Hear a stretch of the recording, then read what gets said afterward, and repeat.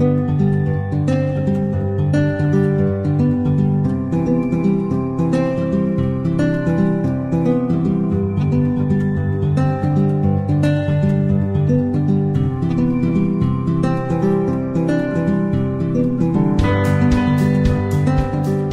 están? Es un gusto saludarles. Les habla Héctor Peñate. En esta ocasión tengo para ustedes una nueva entrevista. Nos vamos a referir en específico al doctor Iván Vargas Chávez. Él es uno de nuestros docentes internacionales que la Universidad Gerardo Barrios ha decidido acercarle a los que buscan la maestría en este tema, en específico en Derecho de Familia. Entramos en materia. ¿De quién se trata? En este caso, toda la experiencia que nosotros podemos demostrarles a los estudiantes que vienen justamente a la maestría. Coméntanos un poco quién es usted y qué experiencia ha tenido. Bueno, yo actualmente soy profesor de tiempo completo en la Universidad Tecnológica de Bolívar, en la ciudad de Cartagena de Indias, en Colombia. Sí. Allí, bueno, llevo a cargo labores de docencia, labores de investigación, labores de extensión. Actualmente tengo a mi cargo varias asignaturas a nivel de pregrado, de maestría y de doctorado. Dirijo 2 grupos de investigación en mi facultad, la Facultad de Ciencias Sociales y Humanidades.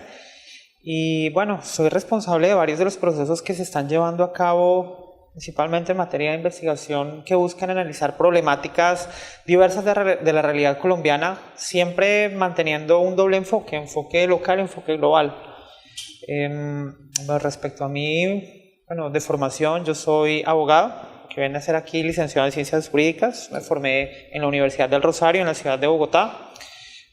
Cursé 2 maestrías en España e Italia respectivamente. Y soy doctor en Derecho, con un grado summa cum laude por la Universidad de Barcelona y con una tesis doctoral sobre el régimen de la protección de la exclusividad de los medicamentos en el ámbito de la propiedad industrial, concretamente en el ámbito de la patente, los certificados complementarios de protección y los mecanismos de exclusividad de datos de investigaciones clínicas. Lo que yo busqué evidenciar fue una realidad que está quejando a cientos de, bueno, es posible hablar de cientos de millones de pacientes en todo el mundo quienes no cuentan con la capacidad para acceder a un tratamiento en condiciones de dignidad, en condiciones de igualdad, y por tanto deben someterse a un costoso precio que lo imponen laboratorios a través de esta exclusividad, a través de, bueno, los precios de referencia que se tienen, impidiendo que laboratorios de medicamentos genéricos puedan acceder también a este mercado y por lo tanto bajar los costos. Abaratar los costos y el acceso. Y el acceso. De manera reciente, bueno, tuve la oportunidad de finalizar mis estudios de un segundo doctorado en la Universidad de Palermo en Italia sobre Derecho Supranacional y Derecho Interno. Allí mi tesis doctoral, la cual está próxima a ser sustentada, giró en torno a la soberanía alimentaria y a una problemática concreta que se está dando referente a, bueno, la poca efectividad de las medidas estatales de protección y de prevención sobre potenciales riesgos, tanto al ambiente como a la salud pública, como a la misma alimentación, que es un deber jurídico del Estado. Y es la razón por la cual fui invitado a dar clases en esta maestría, porque mi enfoque, si bien por una parte se ha mantenido en el régimen de propiedad intelectual, por el otro, pues me ha llevado a adentrarme de una manera bastante profunda, pues a raíz de mi tesis doctoral, en todo el régimen sobre derecho alimentario, que, bueno, sobre el cual pues nada, estaré aquí dispuesto a hablar en esta sesión de hoy. Claro que sí, y en ese sentido, ¿cómo, digamos, podemos equiparar este tema del derecho de familia a este acceso a la alimentación? Como en El Salvador, con una realidad, digamos, un poco distinta, pero no demasiado en el ámbito agrícola de la región del sur, en este caso de Colombia, puede venir al final de cuentas a ser congruente con lo de la maestría y la explicación que usted podría impartirnos. Bueno, hay que resaltar el esfuerzo de parte de esta universidad en traer profesores internacionales para sus estudiantes. Yo creo que esto es algo muy enriquecedor para ellos porque les permite abrir la mente. Y el hecho de que una maestría en Derecho de Familia como la de la Universidad Gerardo Barrios tenga una preocupación por traer un docente, bueno, que hoy soy yo, en el pasado tengo entendido, fue una docente que también se especializa en derecho alimentario proveniente de Argentina, tiene que ver con esa apuesta por mostrarles una problemática global. Por lo menos estas son las reflexiones que nosotros hemos llevado a cabo durante el curso de estos días dentro del módulo. Y es que los estudiantes empiezan a entender que no solamente en lo concerniente al derecho de familia, que sí es el eslabón más importante que nos convoca para la impartición de este módulo, sino hace parte en general de una única problemática, y es la problemática del deber jurídico que tiene un Estado de proveer de alimentos a sus ciudadanos, el cual no se está viendo cumplido con satisfacción. Entonces nosotros allí hacemos un análisis primero sobre la problemática que hay en El Salvador. Vemos cómo con preocupación este es un país en donde 20 de cada 100 niños sufren de desnutrición, un país en el cual el 40% de la población tiene graves problemas de acceso a los alimentos. Entonces hacemos un análisis de la política de Estado referente a la protección de grupos vulnerables, a la protección de menores, a la protección de, bueno, en general, los núcleos familiares salvadoreños. Y luego empezamos ya a detenernos sobre análisis propios del derecho de familia, que en última responde a ese único interés jurídicamente protegido por el Estado, que es el de proveer, insisto, alimentos con condiciones de, en primer lugar, acceso, en segundo lugar, regularidad y en tercer lugar, calidad.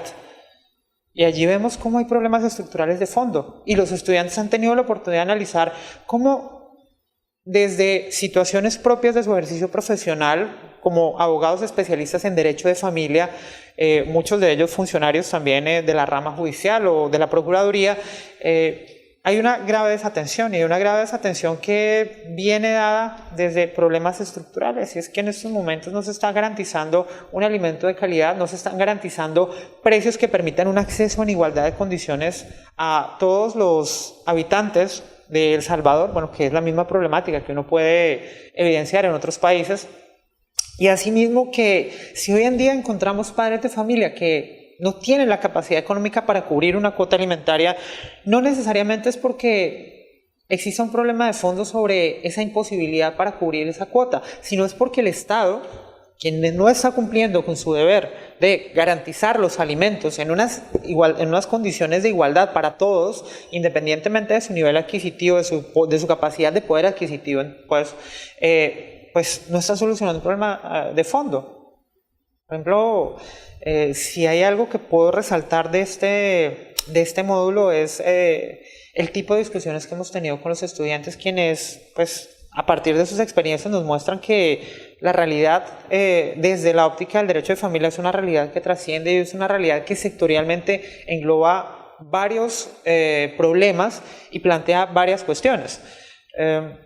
Para remitirme a un caso puntual, hace algunos años se planteó aquí un problema con los precios de la industria panadera.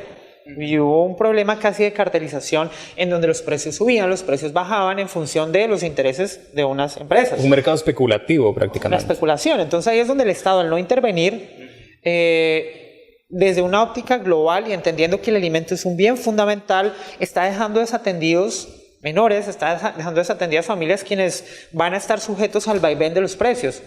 Y claro, la crítica que allí se plantea es que en materia de alimentos existe una dispersión normativa que no nos permite garantizar ese único derecho, que es el derecho a percibir alimentos, un derecho humano, un derecho que conexamente se encuentra relacionado con el derecho a la vida, un derecho que se encuentra conexamente vinculado con el derecho a tener unas condiciones de vida digna y pues poder proveérselas por sí mismo. Pero doctor, ¿cómo se puede hacer en el caso de que, por ejemplo, una empresa venga y diga, este es libre mercado? Una política neoliberal que promueve que cada quien puede poner los precios como sea conveniente, y en este caso se mide por la oferta y la demanda. En El Salvador ha existido un problema en ese sentido, como mencionaba usted. El trigo en el país ha venido como una empresa hegemónica realizando las importaciones, la producción y las exportaciones de igual manera. ¿Cómo puede regular esto?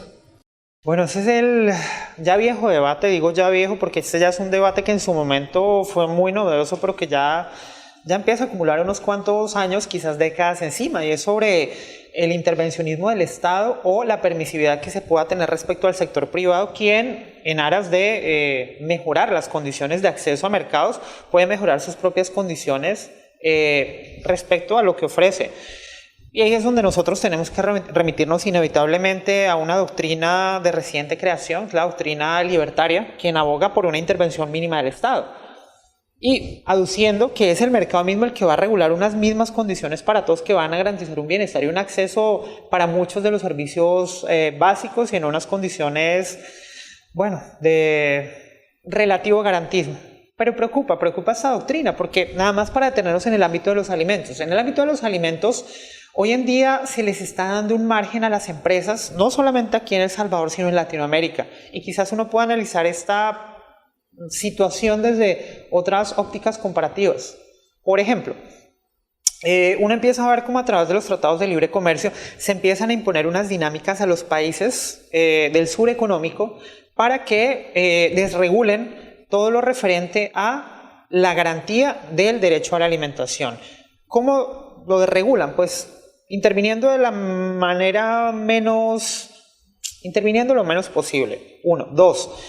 Se habla de una regulación porque al empezar a establecer ciertas exigencias, como por ejemplo que las semillas, entonces vámonos para el caso de las semillas, que las semillas que se vendan, que se distribuyan, sean semillas certificadas. Entonces habla del proceso de certificación de semillas como algo que le va a garantizar en teoría a los ciudadanos unos producción con calidad, con acceso. Bueno, se habla de homogeneidad, se habla de estabilidad de los mismos, que realmente está haciendo es favoreciendo los intereses de unas cuantas industrias que tienen la infraestructura económica, la infraestructura técnica para poder llevar a cabo esos procesos de certificación. ¿Y qué es lo que le está pasando a nuestros campesinos? Nuestros campesinos no van a poder certificar sus semillas nativas.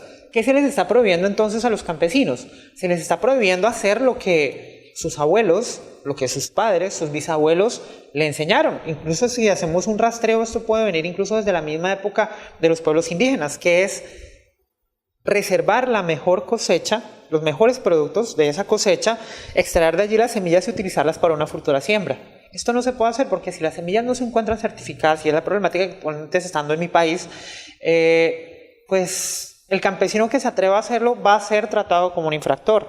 El campesino va a tener que pagar una multa. El producto final se va a destruir, como ocurrió en el año 2013 en el municipio de Campo Alegre, Huila, donde llegó la fuerza del Estado represiva, llegó la policía y decomisó toneladas de arroz y los enterró en un relleno sanitario a las afueras de la ciudad de Neiva. Arroz que hubiera podido utilizarse para suplir otro tipo de necesidades alimenticias. Y mientras tanto, los campesinos que habían tenido, digo yo en términos un poco coloquiales, la osadía de salir con su canasto, de salir con su bulto a un mercado o de reunirse con el vecino y de intercambiar algunos de sus productos provenientes de sus semillas nativas, eran tratados como delincuentes. Y es que existe en estos momentos en el Código Penal colombiano, en el Código Penal de otros sistemas normativos, un delito que tipifica la biopiratería. Y es cuando se genera un ánimo de lucro producto de estas actividades que no se encuentran contempladas como legales. Notemos aquí cómo esta regulación entonces nos lleva a darle un tratamiento de legal a unas semillas que son las semillas que se han sembrado siempre. Si ellos se atreven a intercambiar, a generar algún ánimo de lucro directo o indirecto, son tratados como delincuentes y son judicializados.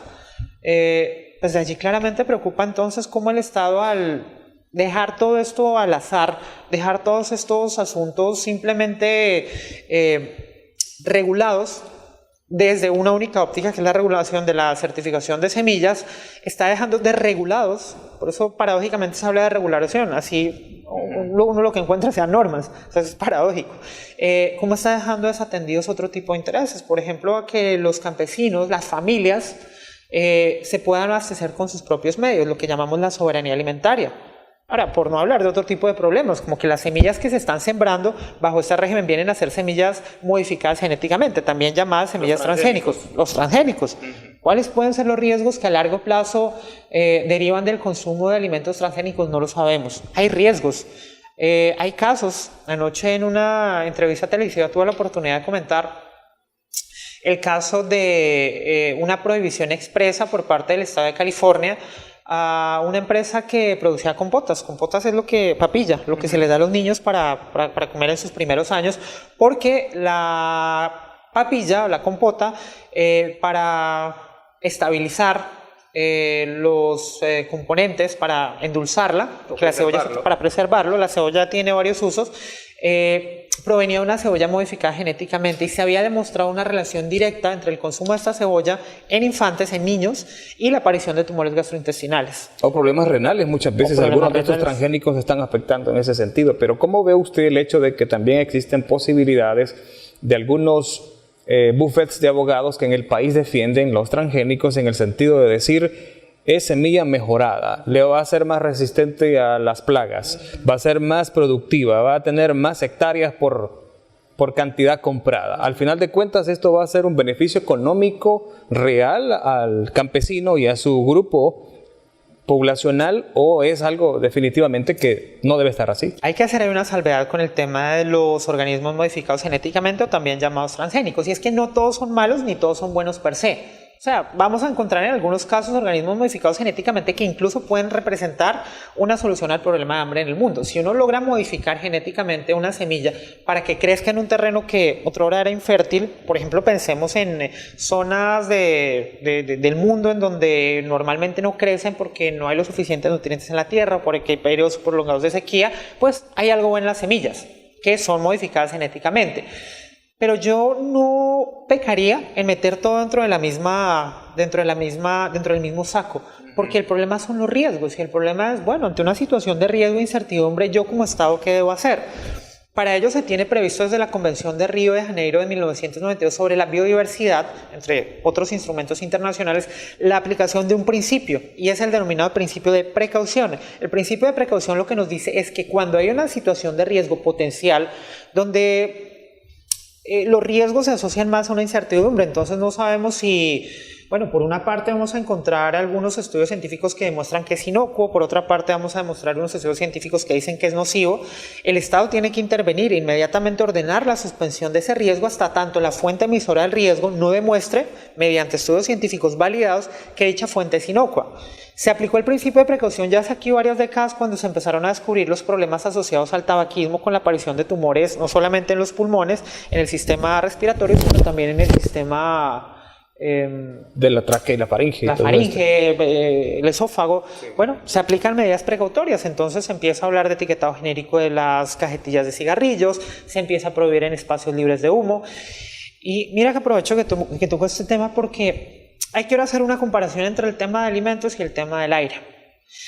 Yo planteo con los estudiantes una problemática y la dispersión normativa en materia de alimentos, y es que hoy en día encontramos normas que intentan regular los alimentos desde distintos enfoques. Entonces está desde el enfoque de los precios, está desde el enfoque de la calidad de los productos, entonces hablamos de las normas fitosanitarias. Por otra parte, el régimen de derecho de familia, pues a cual me referiré ya en un momento para entrar en materia, esa por otra parte la regulación de los alimentos a partir de unas condiciones mínimas respecto a los recursos hídricos, el agua, que son necesarias para que se puedan dar alimentos. Pero en esta dispersión normativa es donde uno empieza a encontrar los problemas, porque no se está solucionando de fondo el problema de acceso a los alimentos en igualdad de condiciones. Con el aire pasa lo contrario. Con el aire hablamos de una única regulación que es cardinal, que regula el aire, por ejemplo, en espacios cerrados libres de humo, que regula las emisiones por parte de industrias, que regula las emisiones por parte de automóviles. Y en general se ha hablado del mismo interés jurídicamente protegido que se regula desde una óptica, en este caso, de derecho ambiental. Ese es el problema con los alimentos, que los alimentos se regulan desde diferentes sectores. Y con esta dispersión normativa no se está garantizando ese mismo derecho que en el caso del aire sí se garantiza.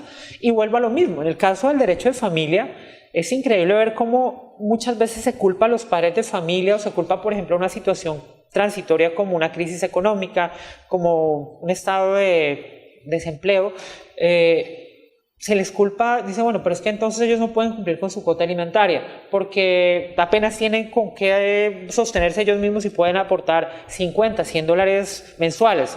Sí. Pero ¿cuál es el problema de fondo? El problema es que esos $100 a lo mejor sí alcanzarían para cubrir las necesidades alimentarias de un menor o de una familia, si los alimentos se consideran como un derecho fundamental, si los precios fueran los mismos, si el mismo Estado interviniera en los precios, si a falta entonces de incentivos económicos para que las empresas produjesen los alimentos a unos costos iguales para todos, el Estado pudiera también allí apoyar como parte de su función social.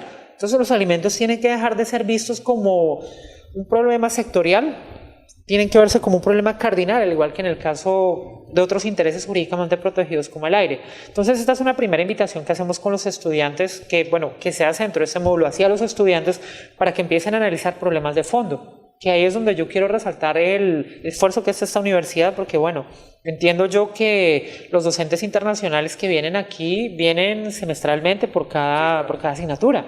Luego eso es muy enriquecedor para un estudiante que pueda también entender el porqué de muchos de los problemas y no simplemente detenerse a analizar lo que ya está establecido en una norma como el Código Civil, como el Código de Familia, sino analizar el porqué de las cosas. Muy bien. Y en ese sentido, ¿qué tipo de temas, qué otros tiene usted programados a desarrollar dentro de la actividad? Dentro de la actividad, ok. Bueno, ya entrándonos en el ámbito del derecho de familia, nosotros empezamos a analizar el concepto de alimento ya no desde la óptica clásica, y es alimento entendido como comida, como aquella sustancia, sea cual fuera su estado sólido o líquido, que es necesaria para la ingesta. Exacto. No, para nosotros es importante empezar a analizar el alimento a partir de teorías contemporáneas como la de Amartya Sen. Amartya Sen es uno de los grandes pensadores contemporáneos quien plantea una teoría que ha tenido una gran acogida, y es la teoría del enfoque de capacidades. A través del enfoque de capacidades, lo que deben recibir, lo que debe tener la persona por parte, pues, en un principio del Estado, y si a falta del Estado, de quien en este delegue, por ejemplo, los padres, que tienen que hacerse cargo de los menores, son capacidades. ¿Y qué es esto de capacidad? No pensemos la capacidad entonces como aquella aptitud o aquella posibilidad que yo tengo de algo, no. Cuando hablamos de capacidades estamos hablando de ese conjunto de medios que son necesarios para la subsistencia presente del ser humano, pero también para que éste pueda a futuro contar con su propia subsistencia. Entonces ya empecemos a ver alimentos desde una óptica transversal.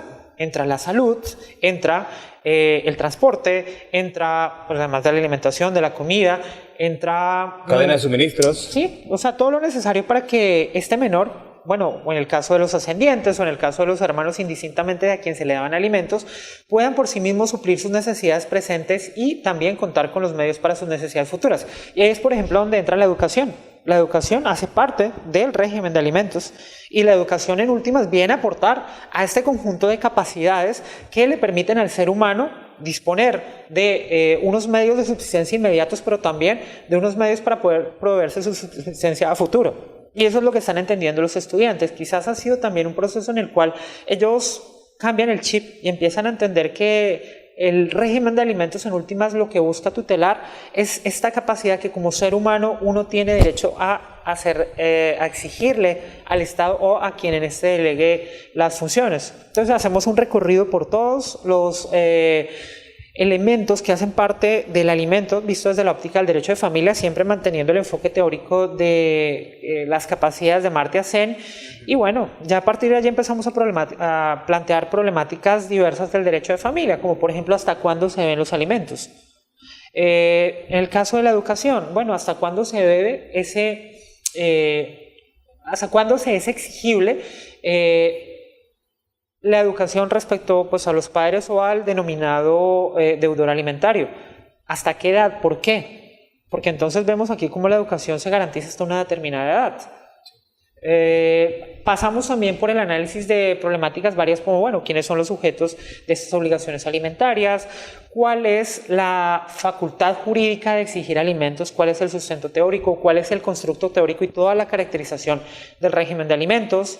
Pues si ven en últimas aquí, sí tengo que resaltar que por mi formación yo me formé con normas propias de derecho colombiano y me especialicé con normas propias de derecho europeo. De hecho, una de mis dos maestrías es una maestría en derecho privado, en donde tuve la oportunidad de tener un acercamiento al régimen de alimentos, el derecho de familia español, europeo y comparado. Pues a la hora de aterrizar a la perspectiva salvadoreña, sí he tenido más bien que plantear un escenario en el cual los estudiantes empiecen a entender el porqué de las normas que ellos están estudiando. Y yo creo que ahí es el aporte de este módulo, y es, repito, una vez más, el esfuerzo que hace esta universidad por traer docentes internacionales que le permitan a los estudiantes tener una óptica más amplia de lo que están estudiando y no simplemente limitarse a aprender, memorizar y aplicar. Claro, y sobre todo de la talla suya, por ejemplo. En este caso estuve estudiando un poco su perfil. Decía que con honores ha obtenido muchas de sus calificaciones y por supuesto también de sus posgrados. Se ha dedicado muchísimo a esto y qué bueno que la universidad, como menciona usted, ha tomado a bien ubicarlo en este punto y pues expandirlo a las mentes de los compañeros salvadoreños en diferentes áreas y en diferentes profesiones. Doctor, yo quiero agradecerle su tiempo. Entonces, muchas gracias. Y bueno, a ti agradecerte por este espacio, a la universidad por la invitación y bueno, muy contento de estar aquí en El Salvador y esperando regresar, bien sea, ojalá en un futuro ya de una forma más permanente, quizás quedarme una temporada larga porque realmente si algo que debo decir de El Salvador es que estoy muy enamorado de la gente, me estoy enamorando de la gente. ¿Y es su primera vez en el país? Primera vez en El Salvador. ¿Ya comió pupusas? Ya comí pupusas, ya comí tamales, ya comí atole. Atole. Sí, atol. Atol le decimos nosotros, pero se escribe, por La supuesto. gastronomía de El Salvador es maravillosa. Pero te digo, si hay algo que realmente uno lo amaña, como decimos allí en mi país, amañar, a uno lo acostumbra aquí, es la calidad humana de los salvadoreños, a quienes realmente uno empieza a ver como hermanos. Y uno allí en Latinoamérica a lo mejor, por sus dinámicas, no entiende que la cercanía está más dada hacia Centroamérica por todo el conjunto de tradiciones, por todo el conjunto de factores que tenemos en común, incluso las mismas problemáticas sociales las tenemos en común, que quizás más hacia el sur del continente. De hecho, estamos muy cerca, por ejemplo, Panamá dice que es suramericana. Estamos muy cerca de Colombia, pues. Muy bien, doctor, gracias. Muchas gracias. Un gusto haberle saludado. Y bueno, así finalizamos por hoy esta entrevista. Gracias por su tiempo.